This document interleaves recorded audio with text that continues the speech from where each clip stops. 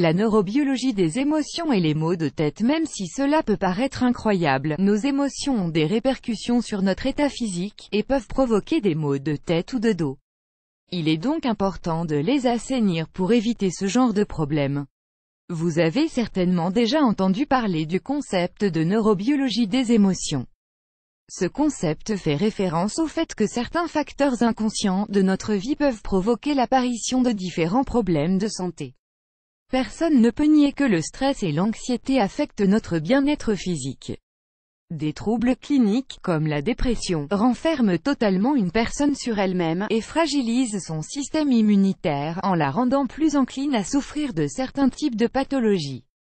Bien évidemment, nous ne parlons pas de maladies graves. Les causes de ces dernières restent bien souvent très difficiles à expliquer, même pour la science moderne. La neurobiologie des émotions est une tendance humaniste, qui peut nous permettre de développer des forces extraordinaires au quotidien. C'est une manière de compléter nos connaissances du fonctionnement de notre organisme, et de découvrir les causes profondes de certaines maladies très fréquentes, comme les maux de tête par exemple.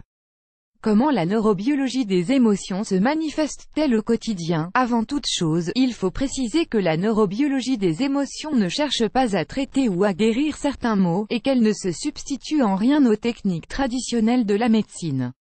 Ce que cette méthode peut nous apporter se résume en quelques points: reconnaître une problématique dans notre corps qui est en lien avec une cause interne, avec nos émotions.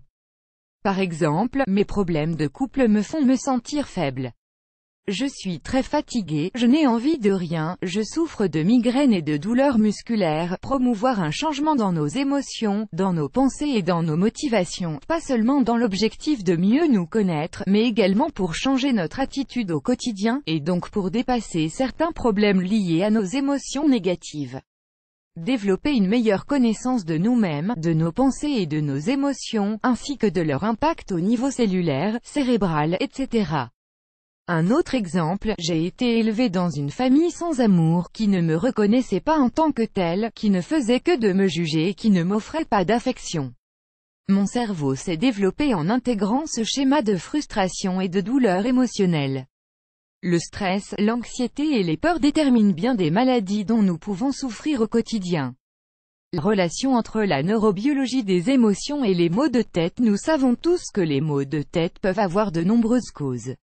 Généralement, elles sont d'origines organiques, telles que souffrir d'anémie, accumuler trop de fatigue, avoir un sommeil de mauvaise qualité, s'alimenter de manière inadéquate, avoir un foie intoxiqué, incapable de d'épurer correctement l'organisme, souffrir d'une maladie sous-jacente inconnue, avoir des allergies alimentaires, s'exposer à des facteurs environnementaux, comme les changements de pression ou de température, avoir une surcharge musculaire, notamment dans les cervicales.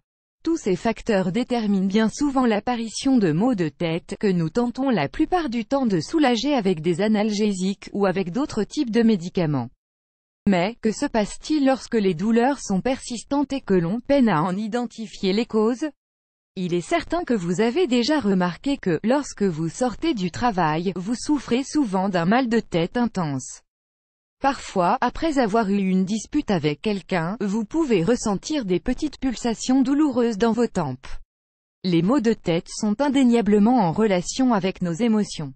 Le lien n'est pas forcément évident, puisqu'ils n'apparaissent pas au moment de la survenance du problème, durant la dispute ou la période de stress.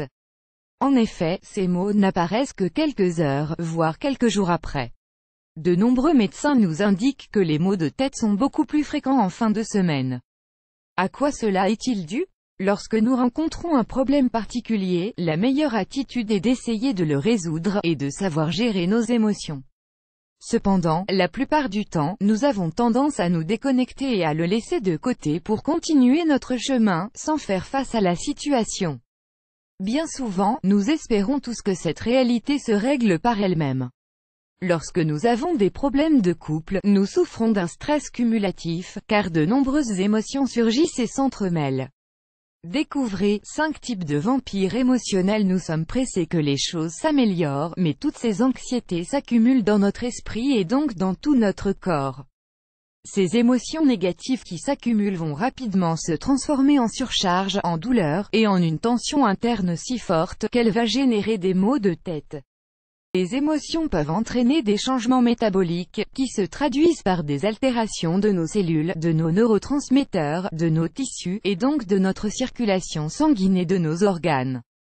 Avez-vous remarqué que votre digestion est bien plus difficile lorsque vous rencontrez un problème émotionnel? Si vous souhaitez savoir dans quel état est votre corps aujourd'hui, souvenez-vous simplement de votre journée d'hier.